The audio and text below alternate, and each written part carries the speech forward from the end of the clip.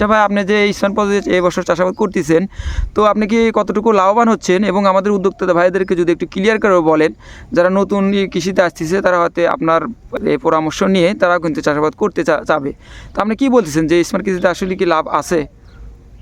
অবশ্যই লাভ আছে। এই স্মার্ট পদ্ধতিতে আবাদ করলে লাভ অবশ্যই হবে, কারণ আবাদ করতে পারলে লাভ আছে।